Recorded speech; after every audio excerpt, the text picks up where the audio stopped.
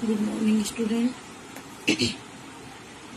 कल हमने part number 6 वो पढ़ा था जिसका नाम था हमें जलाशय लगते प्यारे। इस पार्ट को हमने पढ़ा था। एक बार इस कविता को पढ़ते हुए क्वेश्चन आंसर करेंगे। तो देखिए, जलाशय लगते प्यारे, ये सब जीवन के रखवाले, बादल अमृत जल भर लाते, होकर झीले या हो तार, जहाँ लबालब ये मिलते हैं, वहाँ न होता कभी अकाल। ये सुकाल के सेतु, इनसे सबके हैं वारे न्यारे, हमें जलाशय लगते प्यारे। कोई जल की पूजा करता, करने आते वजू नमाजी, कोई संध्या तर्पण व्रत कर तेराते हैं दीपक जहाजी। धर्म आस्था को ये धारे, जीवन हंसता द्वारे द्वारे, हमें जलाशय लगते प्यारे। औरों के हित संचित करते, कभी न पीते अपना पानी, खूब बावड़ी कुई कुंड है ये, इस धरती के अनुपम धनी। खुशहाली की ये हरकारे, पक्षी आते पंख पसारे, हमें जलाशय लगते प्यारे। इनकी रक्षा और सुरक्षा हम सबकी है जिम्मेदारी, इनके रूठे आ सकती है हर प्राणी पर आफत बारी, है ये सबके सहे सहारे, हमें जलाशय लगते प्यारे। अब आइए हम इसके क्वेश्चन आंसर है वो करते हैं। सबसे पहले है शब्द और अर्थ। पहला शब्द अर्थ है जलाशय, यानी जल से भरा हुआ गहरा स्थान, यानी उसको बोलते हैं तालाब। सबल यानी बलवान ताकतवर, हरकारे पत्र ले जाने वाले। फिर अनुपम यानी सर्वोत्तम या बेजोड़। सेतु यानी पुल। सुकाल अच्छा समय, संचित इकट्ठा किया हुआ। कूप यानी कुआं। ठीक है, अब आगे देखिए उच्चारण के लिए। संध्या, कुंड, संचित, जहां, वहां, जलाशय, हरकारे, अनुपम, जहाजी, अमृत। अब देखिए, सोचो और बताओ। पहला है सुकाल के सेतु किसे बताया गया है? सुकाल के सेतु किसे बताया गया है? सुकाल के सेतु पोखर झील ताल को बताया गया है। सुकाल के सेतु पोखर झील ताल को बताया गया है। धरती के अनुपम दानी किन और किन को बताया गया है? धरती के अनुपम दानी कुआ, बावड़ी, कुंड और कुई को बताया गया है।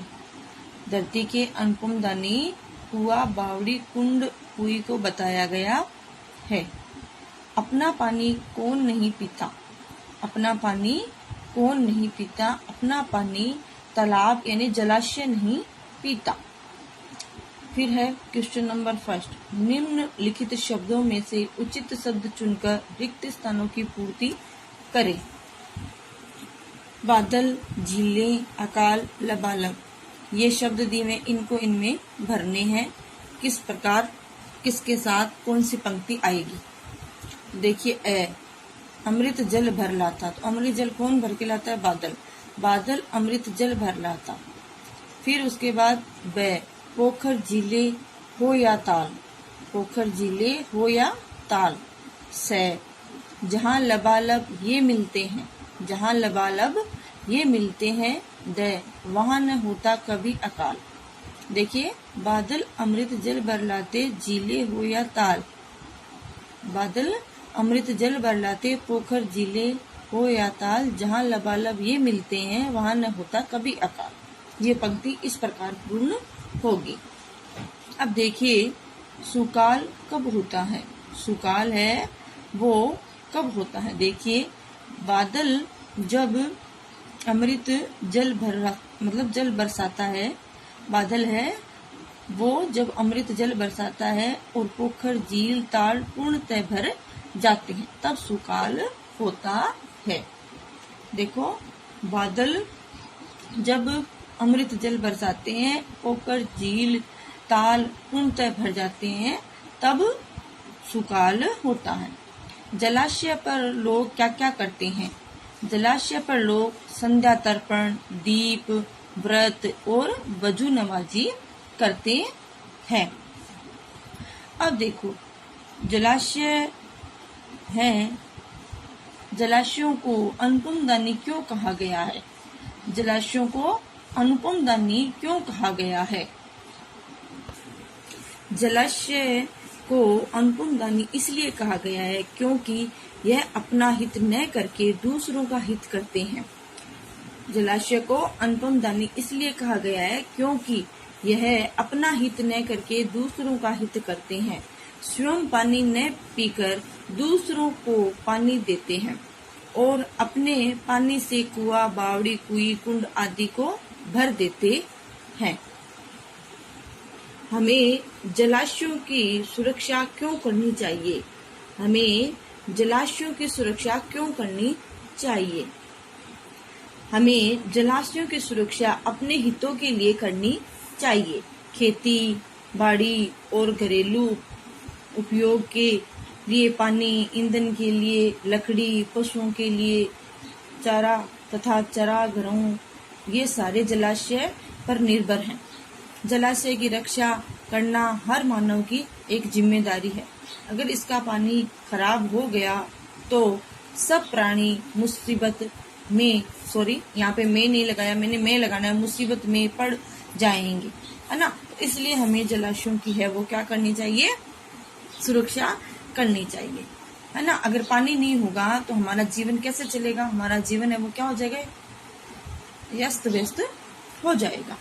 अब देखिए, ये हुए आपके क्वेश्चन आंसर। अब आइए हम भाषा की बात वाली जो अपना प्रश्न है वो करते हैं। पाठ में अमृत जल जैसे शब्द आए हैं।